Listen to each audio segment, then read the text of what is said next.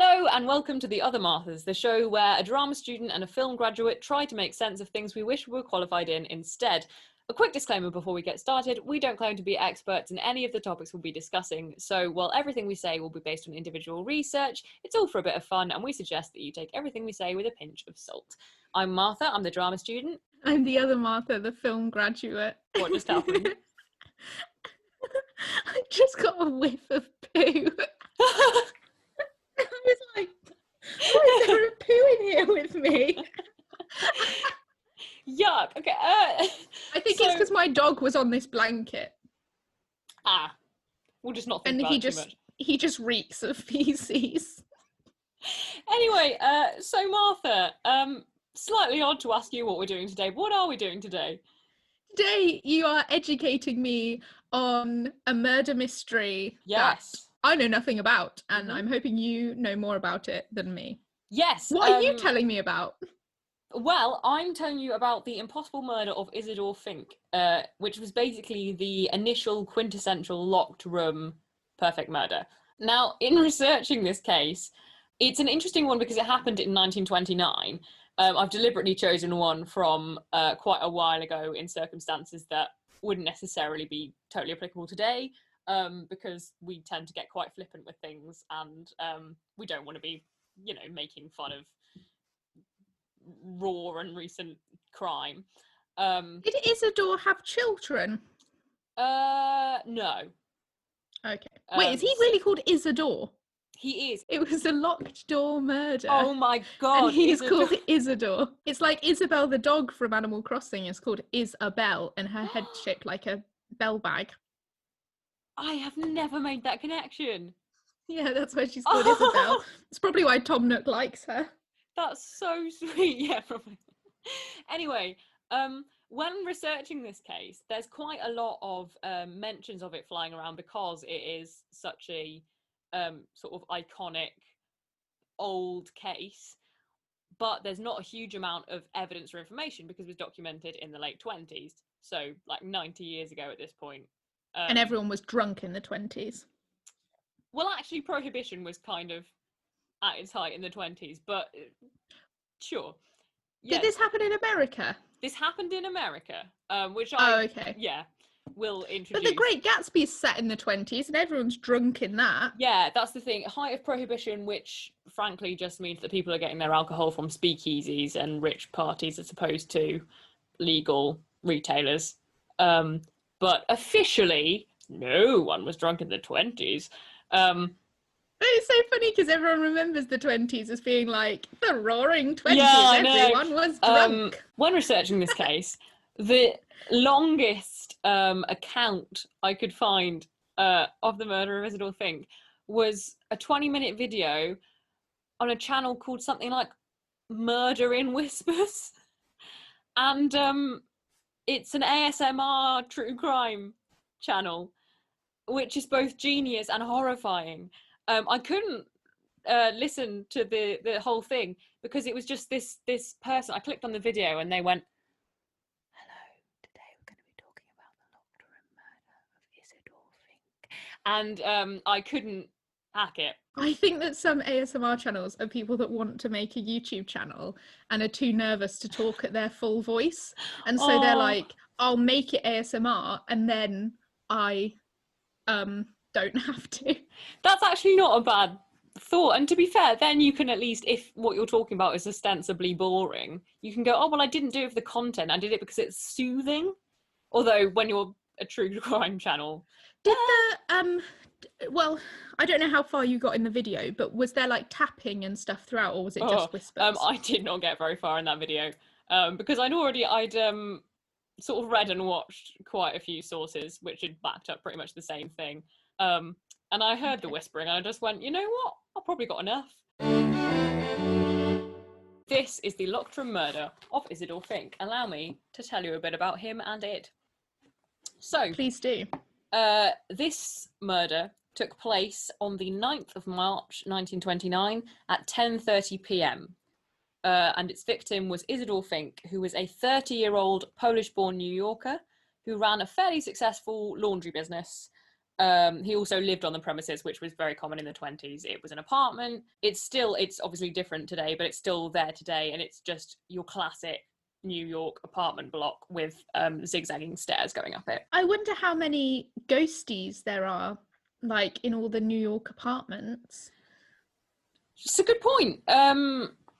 Well, to be fair, I mean, not this is so much of when this gets supernatural is going to be me trying so hard to be open-minded and just being a bit of a prick. I watched this YouTuber and she was trying to find an apartment to rent in New York, and she was like, "Oh, I've like gone around all these apartments. Like, there's loads and loads of apartments in New York, and they're all quite like old, not as old as like, you know, some stuff, because there's old stuff, but they're all like old, and so there must be loads and loads of ghosties in New York." May well be. Maybe Isidor Fink is screaming the answer to his own murder into the void and has been doing so for nearly 100 years. I hope not, because that would be a really less than fun way to spend your afterlife when your life ended with murder anyway. Maybe he can like go on to the next realm if someone solves his murder.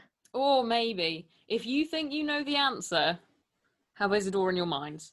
Anyway, so he runs this fairly successful laundry business. The laundry business is on the ground floor, and then he lives just above it, I think. This guy is a very, very security conscious man, bordering on the paranoid. He lives on 132nd Street, which at the time was a notoriously kind of rough neighborhood.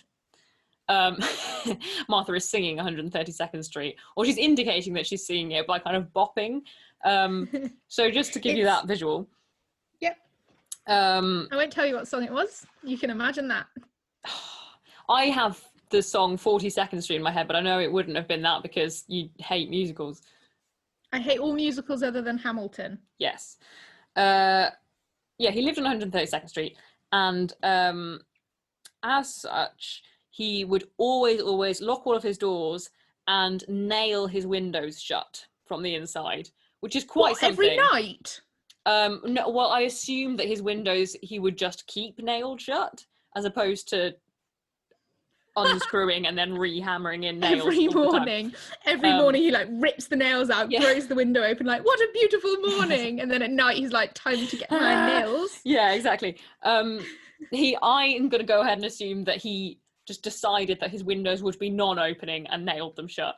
The only possible, it's not really a possible entry point, but the only possible point of egress, I guess, was a tiny transom window, which is that sort of little letterboxy style window at the top of some doors.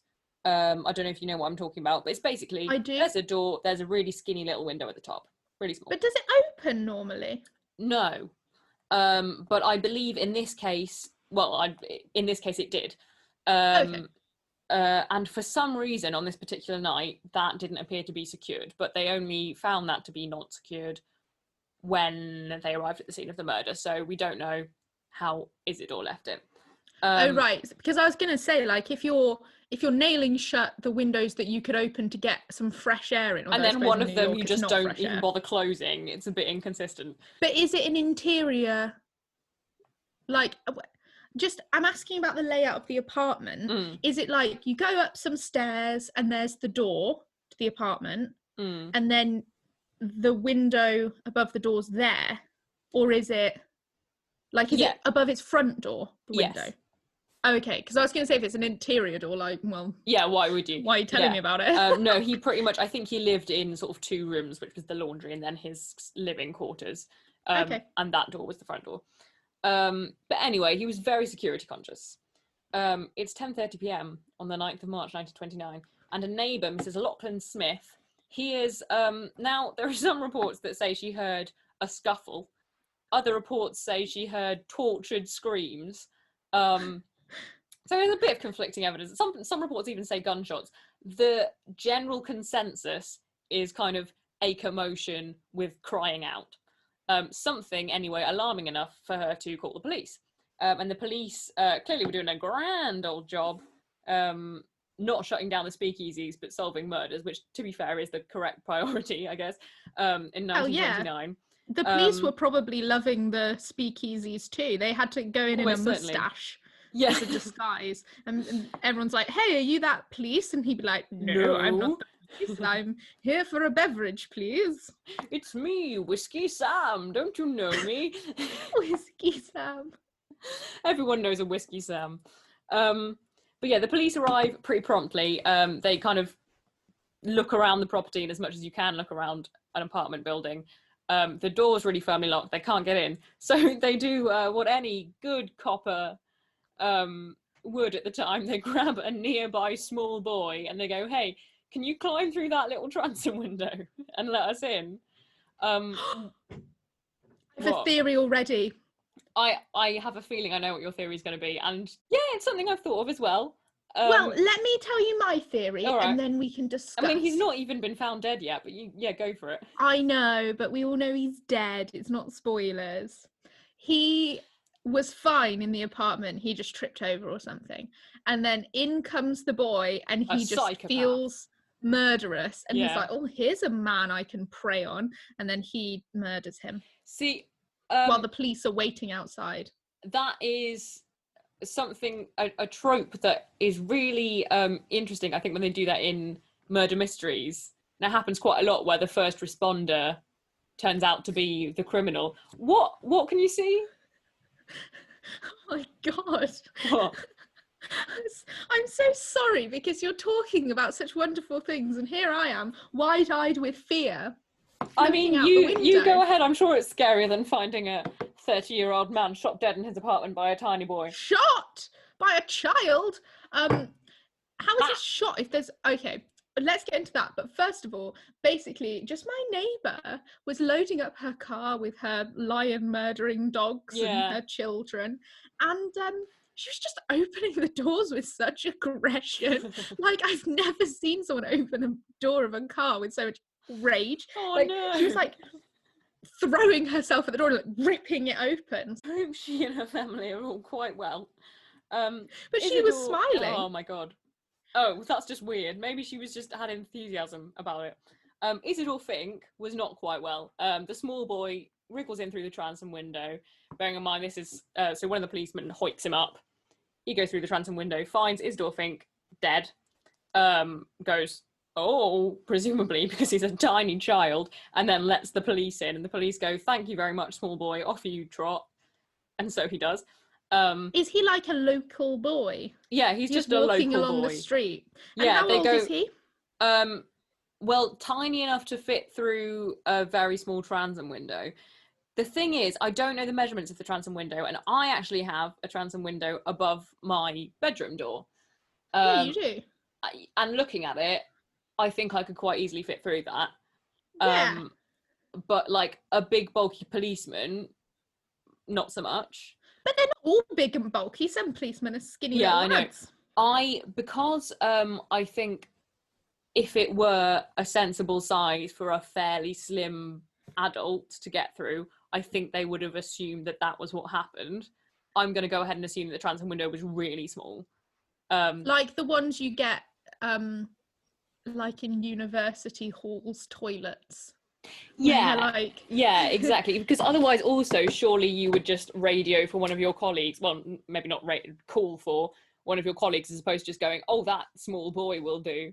But they often in the 20s they enjoyed to involve small boys in murder mysteries in the 20s. They did, and it was a little weird, but times have changed.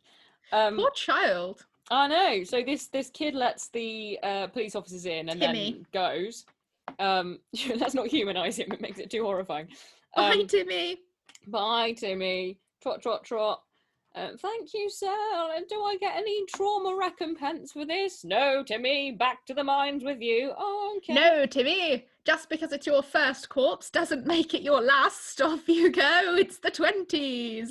Woohoo! It's the 20s, Timmy. Go and get some vodka and just forget all about it. Anyway, that I should say is not reported conversation, but speculative on behalf of myself and Martha. I thought the police said that. No. The officers, including patrolman Albert Cattenborn, maybe. He's either dead now or is some kind of immortal superhuman. So they go in and they find Fink. He's been shot twice in the chest and once in the left hand. Initially, they think, oh, maybe suicide because everything was locked. But they quickly discount that because there's no gun on the scene, and also he's been shot twice in the chest and once in the hand, which is just a really weird and difficult way to kill yourself. Imagine if also was he shot in his left hand? Yeah.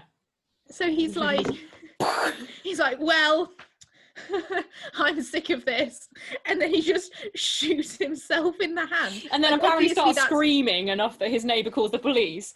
But it's like, no, I need to go through with it now, otherwise they're just going to find me with a gunshot in my left hand looking like an idiot. So...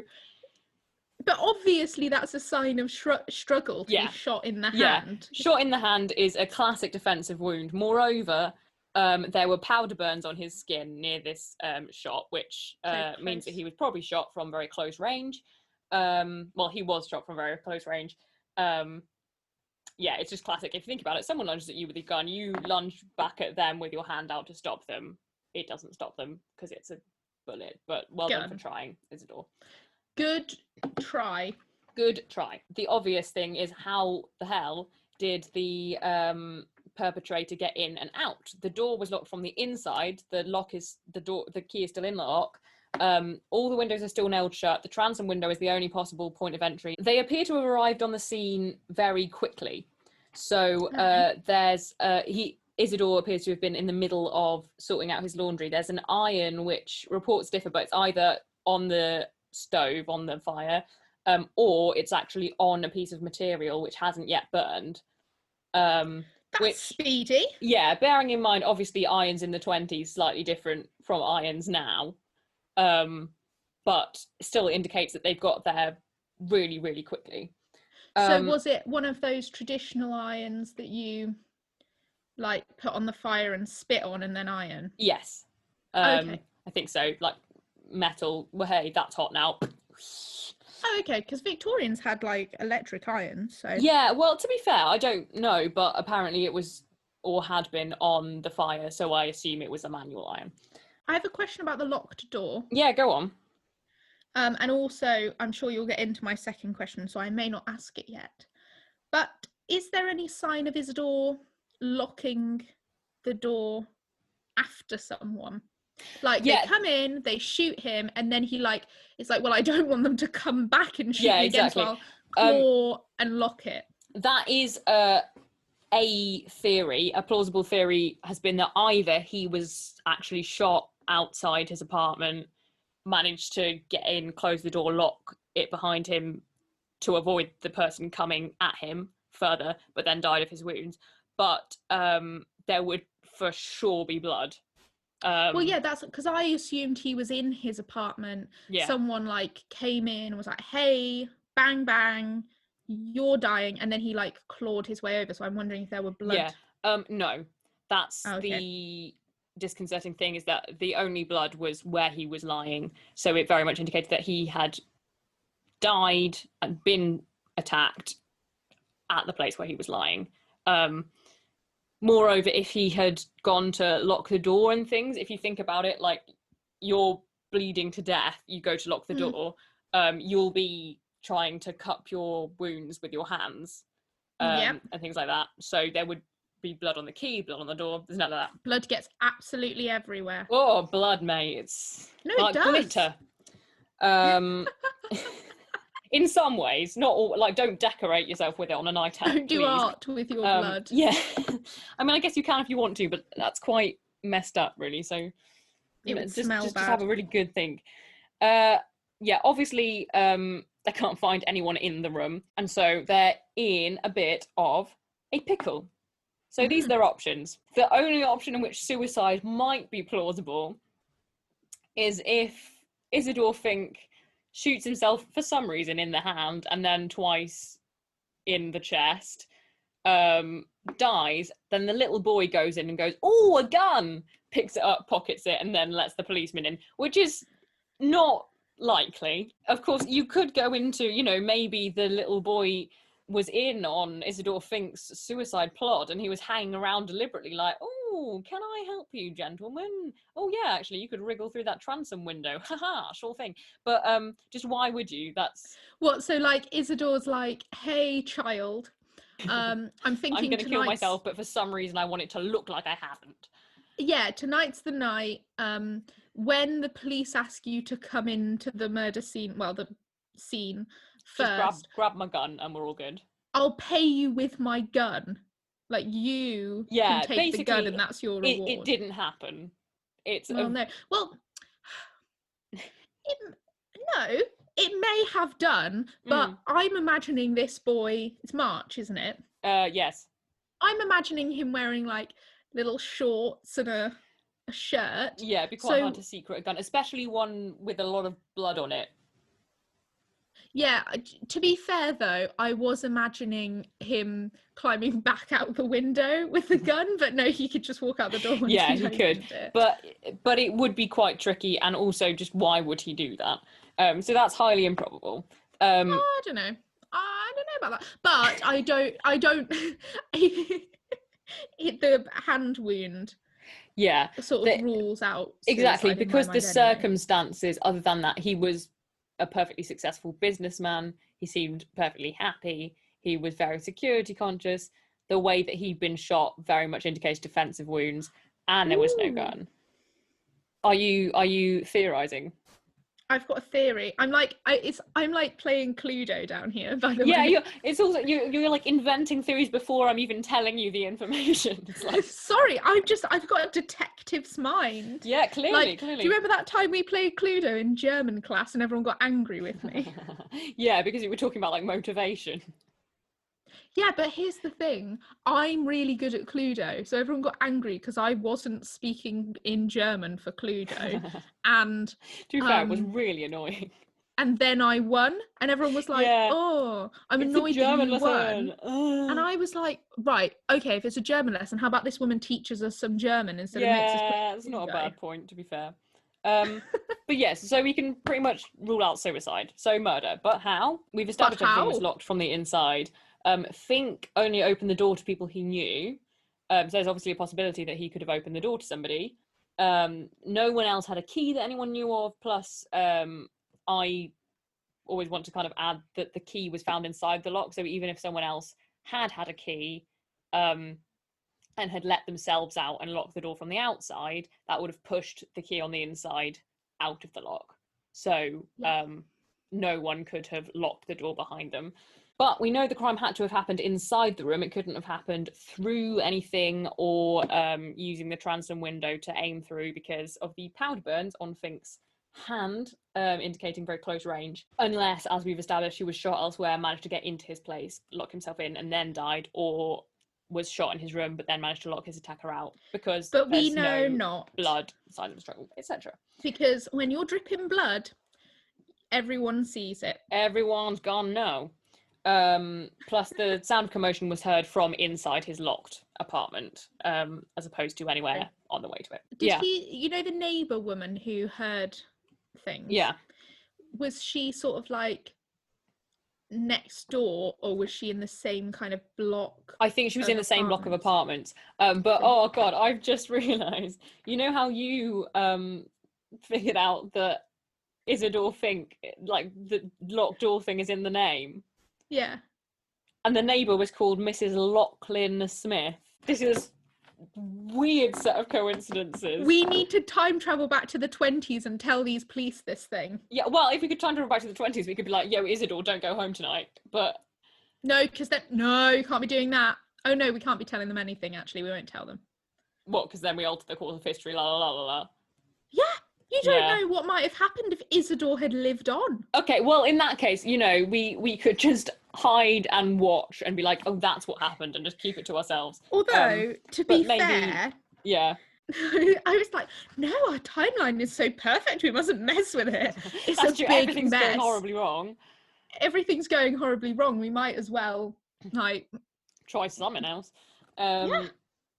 But yeah, either I would prefer not to go back in time and watch a man get murdered, personally. Oh, okay. Well, you know, that's your choice. Yeah, it's an individual thing. I think it would be actually really fun. Oh God, I shouldn't have Jesus started Christ. a sentence like that. Please I just finish mean, it. like, I am a big fan of like unsolved mysteries, but the thing Mm. I hate about them is that they're unsolved. So if you could go back in time, watch I all would these just- horrible crimes happening, and then go, haha, I know what happened. And then I would be like, well, I know now, it's satisfied my mind, but also I need to go into some sort of institution because I've watched about 500 murders. Oh my God. Yeah, if you feel the way that Martha feels, don't be afraid of yourself, but just it might be something to chat about with someone. No, because the thing is, I'm not like, oh, great, Fancy a bit of grisly that murder. Mm. It's sort of like, in my mind, especially the ones that are so old, they're more like Puzzles. stories, aren't they? Yeah, exactly. And so it's more like, well, you know, I want to know the end. Yeah, and there's a reason why the true crime community is so big, because people like puzzle solving and the thrill of the unknown and all that. Obviously, it's important to remember that people have come to harm in this, but that's the appeal. Anyway, there's also an argument for sort of, if you have been shot and you're still alive, surely your first point of call will be to call for help rather Did he have a than telephone? to lock yourself in. No, but I mean physically call for help. If you live in an apartment block, you'd be like, help, I'm dying, as opposed to, well, I better lock the door behind them. You know, keep everything nice and neat. Yeah, exactly. I would. Maybe he cleaned up his own blood. No. Okay. That would have very much been, if he had managed to do that, like, there would have been, you know, bloody cloths and things. He lives in a laundrette, so they'd have just been like, you know, open the washing machine. What's all this? Cloths covered in blood. But also, he was shot twice at point blank range in the chest. He would have died very quickly. Right, okay. No time for mopping. No time for mopping. Poor Isidore. So, we're left with two options. A, and I believe this is genuinely the story that the authorities went with at the time, a very thin contortionist flipped in through the transom window, shot him 3 times, and then gracefully backflipped out again. Which is possible. Yeah. But just, why would a thin contortionist decide? I mean, maybe just opportunity. Maybe this contortionist has been, you know, in the bar with their mates. Let's say, right, the circus has come to town. The contortionist is having a chat with the strongman. And the strongman goes, the thing is, mate, I, you know, if I wanted to, I could use my talent to actually get whatever I wanted, because no one can get in my way. No one will be able to capture me because I'd just snap them in half. And contortionist goes, actually, I think you'll find my talent can be deadly as well. The strongman goes, yeah, how? How exactly? And he's like, well, you know, I can get into places that not everyone can get into, so meh. And the upshot of it is he's like, look, I will show you that I can commit the perfect murder. Sees a transom window, goes, ha, wait here, kills Isidor Fink, wins a pint in a bet. But yeah. I love your theory. Thank you. I think it's great. I think maybe it did happen. But was not the, I'm just trying to get a picture of the apartment. So was it sort of like laundrette on the ground floor? And then maybe there was like a door within the laundrette that goes to stairs? I believe that was the setup of it, yes. And the room he was killed in was the laundry room, the ground floor room. Oh, wait, so was he wasn't in his apartment, he was in the laundrette? Yeah, well, his apartment kind of was the laundrette. It was just that was the lower room of it. I think it was a 2-room apartment. But was he in the part with all the washing machines? Yes. Or was he in the part with his bed? He's in the part with the washing machines. Oh my god, the whole time I was imagining he was upstairs. Sorry, by I know. his bed. I had initially as well, but no, he was in the middle of laundry, hence the iron and all that. And he nailed the window shut in a part that customers come into. Yeah. They're like, oh. He was really paranoid about getting robbed, apparently, because he was like relatively successful. And reportedly he would sort of tell his customers, he'll be like, oh, one day someone will get me, but they'll have it really hard trying to do it. Do you know, I have a theory. I'm brewing one. All right. I'm brewing a theory. Cool. So yeah, thin contortionist is one theory.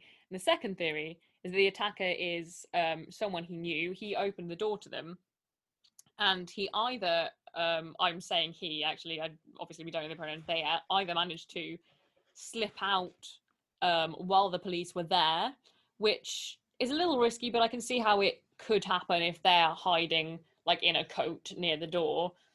Little boy sees Isidor Fink, opens the door to the police. Police rush to Isidore, seeing that he's dead, and the murderer just kind of slips out. But more likely, if this is the case, this person was still there when the police arrived and just kind of quietly hid away until they'd gone and then made their escape. However, to refute this, we have the fact that the police were police and therefore obviously did a very thorough search of the building. Some reports say that they were sort of ripping at walls and things to try and find secret passages. I've seen a theory that since it was prohibition at this time, in the height of prohibition in America, which if you don't know is basically just alcohol being outlawed, a lot of people might have had secret little hideaways or secret entrances to obtain or store contraband alcohol. And so it's possible that Isidor Fink may have had one of these and that his attacker may have hidden there. But also I think it's likely that in a really thorough wall-tearing sweep of the premises, the police would have found something like that. They interview the landlord, who says that Isidore got on well with everyone. He never had any lady callers, because the vast majority of all crime, pretty much, certainly all violent crime, is to do with love, and Isidore just kind of wasn't into that. All of his cash was left in the register. Robbery clearly wasn't the motive. So figuring out who might have actually wanted to kill Isidore specifically, Martha's doing a smug little face to say, I know who would have done it. I've cracked the murder. Shut up, Martha, I'm not finished telling it. Let me have my moment. You have your moment, but then I've cracked the whole case. All right. So you're saying that the police aren't really sure who would want to kill him because Yes. he didn't seem to have any enemies. Yeah, exactly. Quite a meek existence. Yeah, saying. he just kept himself to himself. He was like, I'm just running my laundry. I'm doing fine. I hope you're all doing fine, but I'm just gonna keep myself to myself.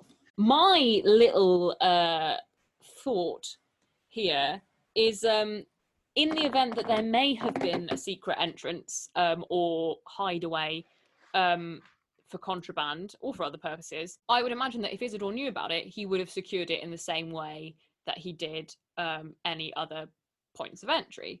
However, what if he didn't know about it?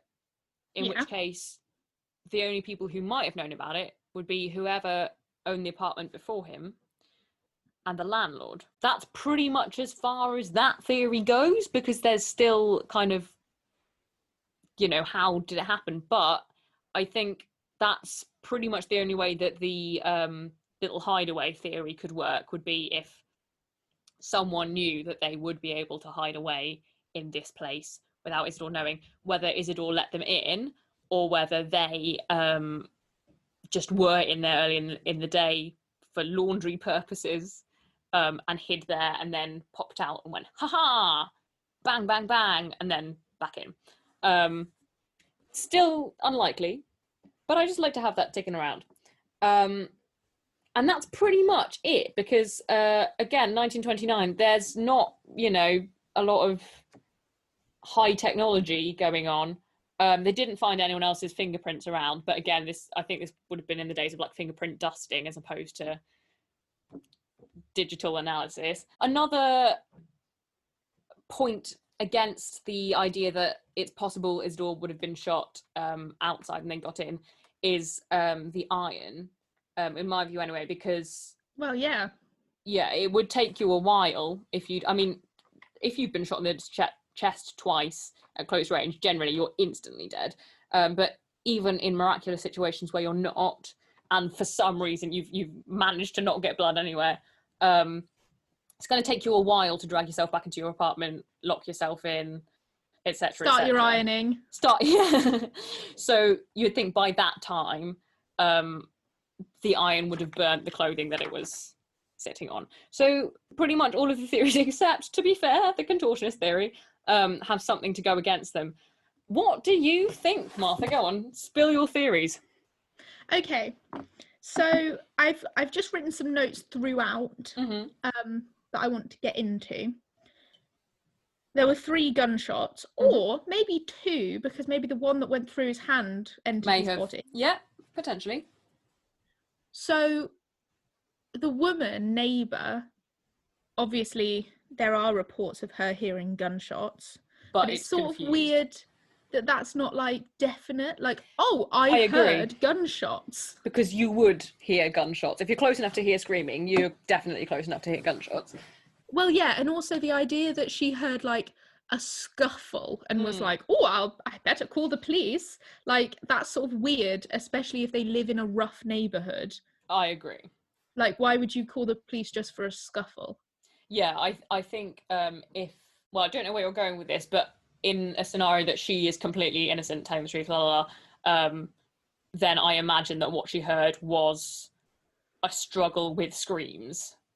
And shots. Because again, and it would have been shots, because otherwise why would you bother calling the police? You'd just be like, oh, someone's having a bit of rough and tumble.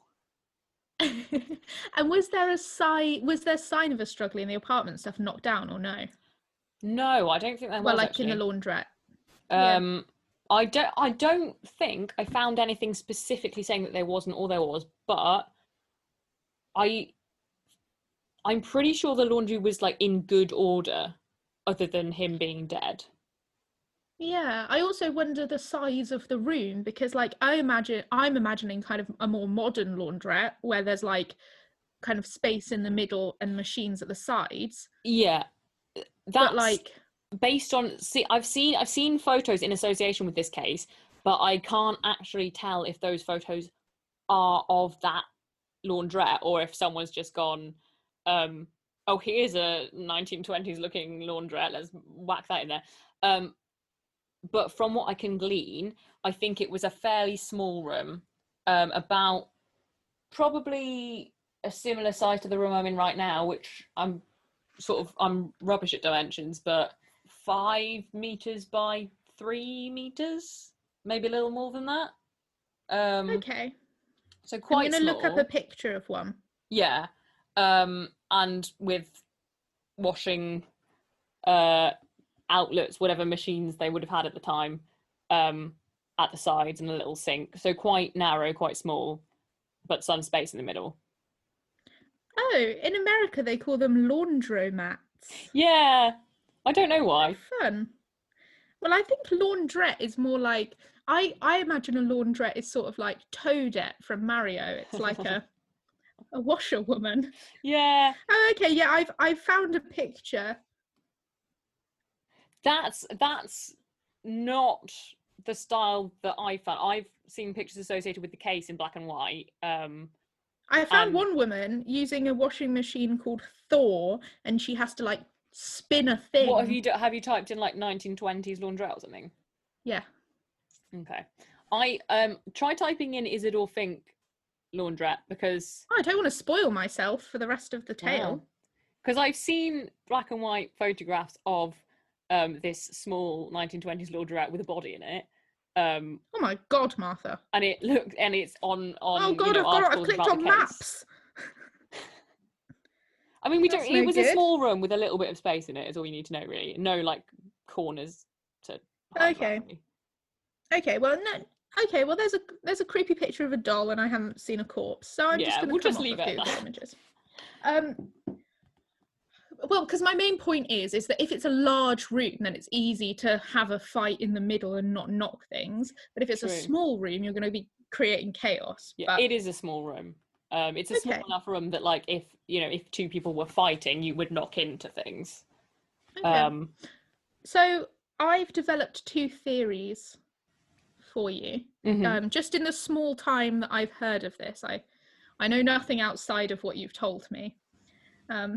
Number 1. So they're both going off of the idea of who would want to shoot him. Contortionist Theory. Okay. I'm going with it. They went with it. Yeah, why You not? know, it Occam's might be razor, the plausible. simplest explanation is the only explanation. Well, the Well, true I explanation. don't know that the simplest explanation is a thin contortionist. No, It's but the probably a thing is, in murderous this child. circumstance, it kind of is. It's just like the simplest explanation is someone getting through the transom window and out. Well, yeah, Who could do but that? it could be a Contortionist? child. No, But we'll children go. will be able to reach. Do we know if the circus was in town?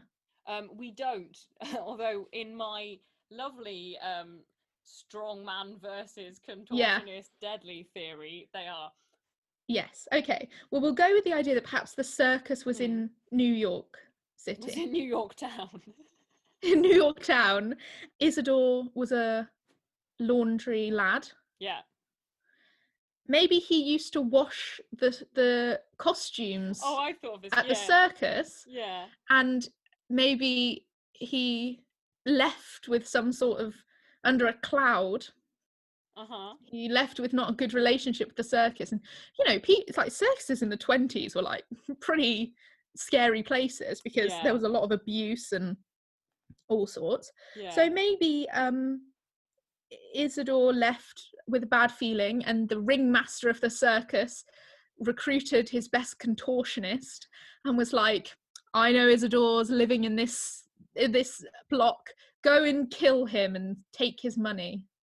But okay, they didn't take his money. Everything was like the cash register was intact. His wallet was fine.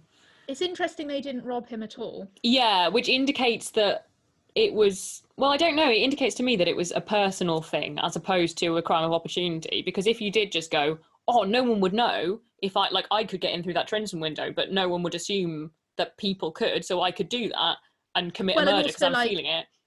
Surely you'd also take the money, you might as well. Carrying a gun around New York in the 20s might have been a different vibe than nowadays. But like, you know, it's not like, oh, well, I see a window open, I've got my gun and I'm a contortionist. And I feel like exactly. It would be a weird set of circumstances to happen by coincidence. Yeah, but you know, maybe he had some enemies in the circus and the contortionist was sent in. I was theorising and sort of, I feel like I don't want to make too much light of it, but if you're washing things and if you're a laundromat at the time, I don't know if they would maybe have used things like starch on shirts because back in the day that's what you did sometimes, I guess. And if maybe he put too much starch in a mixture with stretchy, you know, lycra-esque fabrics, and then, the contortionist is doing his act, and oh my God, he can't raise his arms high enough, and it tears, and he's the laughing stock of the whole circus. He gets chucked out. You know, he could have ruined this person's life by making their outfit less flexible by mistake. Again, I think it's unlikely. Yours is a more personal vendetta, whereas mine is like the contortionist it's not personal for the contortionist, but they've been sent in to do it. Yeah. So my second theory, let's just say it's paper thin. Okay. But, you know, it occurred to me whilst you were telling me the story. So he's very security conscious, and he says it's because he's worried about getting robbed. But what if he's actually knows he has some enemies? He's moved from a past into a more quiet life, running the laundrette and just quietly getting on. I don't know when he moved from Poland, to be fair, so it's possible that he had enemies over there. Well, I'm not saying Poland necessarily. No, I know, but that would be an easy thing to keep out of the knowledge of the people around you. Yeah, and so maybe his security concerns aren't because he might get robbed, but because he knows there are people after him. Which takes me onto my theory. Go on. Al Capone. Scarface. Okay. So, and this is like, maybe he had current enemies. We don't know. Well, yes, because someone murdered him, so obviously that's a current enemy if someone's going to murder you. So Al Capone did money laundering literally with laundromats because they handle cash and it's an easy way to legally say, here's all of this cash I have. Can you explain that to me? I'm confused. Yeah, so it's basically like, I mean, I haven't done a ton of research on it because, you know, well, you didn't know about when this case. would I have? Right. Yeah. But I think it's basically that a way to, I think there's like two ways of doing it. So like people, you kind of have the laundromat as your front, and then you have all this money coming in, and the government is like, oh yeah, Al Capone, sure, he gets his money from the laundrettes that he owns. Right. And then another way of doing it is that all of the money that he's like robbed and whatever, and like through drugs and all of that, he converts into like clean money by putting it through the laundromat, not physically washing it, but giving it out to customers and messing around with all of the... I see. Yeah, so it's possible that he could have been a bit of a dodgy figure. Maybe if he was involved in contraband during Prohibition, then the laundry would be a good cover for that. Well, it's just a theory that maybe he was, you know, he might have been in with Capone, helping run the business. Yeah, maybe. Probably not, because Al Capone wasn't, I don't think he was operating in New York in the 20s. I think he was off causing a ruckus somewhere else, but he was born in New York. Okay. Maybe he saw that Isidor Fink passed a baby and saw a unique sort of twitch in its eye that he knew wanted him to do money laundering, and later that baby would become Al Capone. No, Al Capone. No. Al Capone was operating in the 1920s. Oh right, I know nothing about. He wasn't a baby in the 1920s. Yeah, well, maybe Isidore saw this baby when he was also a baby, and he went, "Oh, I have a connection with this guy. I must grow up to launder money." I'm gonna look up the theory. And what is so that's a motive. Is this a good website for me to have gone on? Probably not. Moneylaundering.com. Almost certainly not.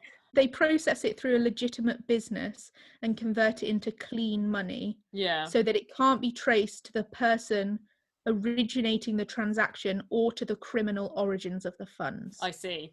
That's my theory, that maybe so he had enemies in the mob. Yeah. Like the gangsters. But they hired either a skinny contortionist or a child.